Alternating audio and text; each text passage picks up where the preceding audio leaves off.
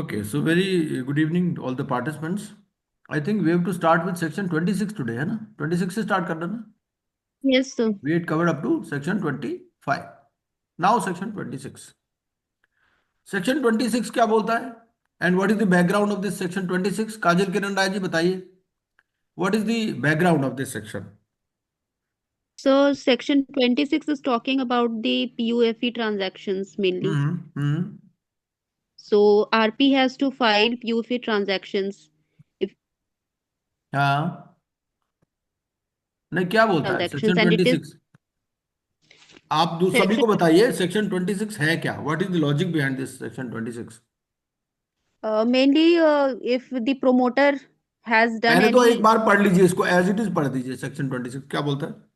Okay, sir. Hmm. Application for avoidance of transactions not to affect proceedings. Hmm. Filing of an avoidance application under clause J of subsection 2 of section 25 by the resolution professional shall not affect the proceedings of the corporate insolvency resolution process. हाँ, तो पहली बात तो ये है, सबसे पहली बात क्या है कि सीआईआरपी प्रोसीडिंग सेपरेट है और filing of avoidance application separate है. अच्छा, ऐसा हो सकता है क्या सीआईआरपी कंप्लीट हो गई लेकिन अवॉइडेंस ट्रांजैक्शंस का डिसीजन नहीं हुआ? Is it possible? Yes sir. Yes, possible, sir. Yes. ऐसा भी हो सकता है क्या लिक्विडेशन भी हो गया और इनका डिसीजन नहीं हुआ? Yes, sir. It's yes. हो हाँ. सकता है। देखिए, लेकिन अब बाद में जो पैसा आएगा, अवॉइडेंस एप्लीकेशंस का मतलब क्या है? अवॉइडेंस एप्लीकेशंस का मतलब ये है कि कुछ हैंकी पैंकी हुआ कंपनी, yes. है ना? चाहे वो Hmm. प्रेफरेंशियल हो, चाहे वो फ्रॉडुलेंट हो, चाहे वो एक्सटॉर्शनेट हो, है ना? चाहे वो अंडर वैल्यू ट्रांजेक्शन हो, यही मतलब है. Yes, avoidance sir. ट्रांजेक्शंस क्या है? PUFE. PUFE Hmm. का मतलब प्रेफरेंशियल, अंडर वैल्यूड, फ्रॉडुलेंट, एक्सटॉर्शनेट. इन चारों में से कोई भी टाइप की ट्रांजेक्शन. ठीक है. और एक बार ये देख लेते हैं 25(2)J. 25(2)J क्या बोलता है? 25(2)J, 25(2)J बोलता है file application for avoidance of transaction in accordance with chapter 3 if any. वो ये कह रहा है कि अवॉइडेंस ट्रांजेक्शन के लिए आप चैप्टर 3 में जाइए, इतना बोलता है 25(2)J में. अच्छा, अब आपको पता कैसे चलेगा? अभी तो हमने डिस्कस किया था, बट पता कैसे चलेगा कि अवॉइडेंस ट्रांजेक्शन है या नहीं है? कैसे पता? How you will come to know as an IRP? Sir कुछ बुक्स वगैरह में चेक करेंगे कि कुछ फिक्टिशियस ट्रांजैक्शंस है, किसी को ज्यादा दिया है, कम दिया है हाँ, एंड ऑल. बुक्स बुक्स कितने पीरियड तक बैक जाना है आपको? 2 years. 2 ईयर्स. ठीक. और 2 ईयर्स से बियॉन्ड भी जा सकते हो क्या? अगर मान लो सर कंपनी को 20 साल हो गए, तो आप 20 साल तक भी जा सकते हो या सिर्फ 2 ईयर्स तक ही अलाउड है आपको? ऐसे तो सर 2 years तक ही देखना होता है. नहीं, 2 ईयर्स के बियॉन्ड अगर मान लो 2 ईयर्स से पहले कुछ किया हो तो ये तो उनको भी पता है. लॉ तो वो भी पढ़ते हैं जो चोरी करते हैं, वो उनको भी पता है ना लॉ तो. वो कहेगा 2 साल से पहले ही कर लो जो कुछ करना है. अच्छा. तो उस सर केस में लुक क्या? 2 years दिया हुआ है. नहीं, देखिए ऐसा है, जो इसमें आपका जो पीरियड है ना, ये अलग अलग है. प्रेफरेंशियल में अलग है, अंडर वैल्यूड में अलग है, एक्सटॉर्शनेट में अलग है, फ्रॉडुलेंट में अलग है. ये आप जब सेक्शन पढ़ेंगे तो पता चलेगा. 43 to 50 जब हम सेक्शन पढ़ते हैं तो हमें पता चलेगा कि पीरियड अलग अलग है और रिलेटेड पार्टी के लिए अलग है और अनरिलेटेड पार्टी के लिए अलग है. ठीक है. इसके ओके. अलावा हमें सेक्शन 49 भी पढ़ना पड़ता है और सेक्शन 66 भी पढ़ते हैं. ठीक है. Yes sir. तो जो यस. फ्रॉडुलेंट है, अगर फ्रॉडुलेंट ट्रेडिंग है तो उसमें कोई पीरियड नहीं है. हाँ, यस सर. तो में कोई पीरियड नहीं है सर. इसमें क्या है कि हमें ये देखना है, अलग अलग सेक्शन में ये लिखा है एप्लीकेशन कौन फाइल कर सकता है. कुछ सेक्शन में तो आरपी या लिक्विडेटर ही फाइल कर सकता है. कुछ सेक्शन में, अच्छा मान लो आरपी या लिक्विडेटर भी मिला हुआ तो क्या होगा? ऐसा भी तो हो सकता है ना, आरपी भी डिसऑनेस्ट हो सकता है. तो क्या होगा फिर? सर आरपी के अगेंस्ट में भी एक्शन आएगा. नहीं, आरपी या लिक्विडेटर मान लो फाइल नहीं करता, उसको पता है गड़बड़ हुई है कंपनी में, प्रमोटर उसको भी अपने साथ मिला देते, भाई तुम भी कुछ पैसे ले लो. तो फिर सर उस केस फाइल में कर कोई और फाइल कर सकता है या नहीं? क्रेडिटर भी फाइल कर सकता है. हाँ. तो ये है कि जरूरी नहीं है कि आरपी या लिक्विडेटर ही फाइल करें. तो जब हम सेक्शन की डिटेल में पढ़ेंगे तो हमें ये सब बातें पता चलेगी. अब आपका काम क्या है? आपको एक चार्ट बनाना है इसके ऊपर. आपको सेक्शन वाइज ये चार्ट बनाना है कि हु कैन फाइल और पीरियड कितना है. पीरियड में आप तीन बातें लिख देना: 2 ईयर्स, 1 ईयर या no period specified. Application by home, मैं एक एक्सेल शीट बना दूंगा और उस एक्सेल शीट को आप भर देना। Okay sir. ठीक है। तो उसमें करना क्या है, आप सबसे पहले तो आप लिख देना application by home. Application by home में क्या आ जाएगा, या तो आ जाएगा आरपी या लिक्विडेटर, या अगर आरपी या लिक्विडेटर नहीं फाइल किया तो मैनेजमेंट क्रेडिटर, ये सब। ठीक है। या एडजुडिकेटिंग अथॉरिटी सो मोटो भी एक्शन कर सकती है इनमें। ठीक है। हम्म। तो पहली बात Yes. तो application by home, application oblique action by home ऐसे कर लीजिएगा। दूसरा लिख दीजिएगा पीरियड, है हम्म। ना। पीरियड कवर्ड कौन सा, 2 years, 1 year, no period specified. ठीक है। पेनल्टीज लिख सकते हैं कि पेनल्टीज क्या क्या है इसके ऊपर, और जो मनी डिसगॉर्ज की उसका क्या होगा वो भी है, जो पैसा रिकवर होगा उसका क्या होगा वो भी चीज है। तो इस तरह से अगर आप ये चार्ट बना लोगे तो आपको पूरा पीयूएफई ट्रांजैक्शंस का आइडिया हो जाएगा। ठीक है जी। Yes sir. Yes, तो sir. आपने जो क्या नाम मैं बोल रहा हूँ अभी, अभी जो आज ज्वाइन किया आपने, क्या नाम है आपका?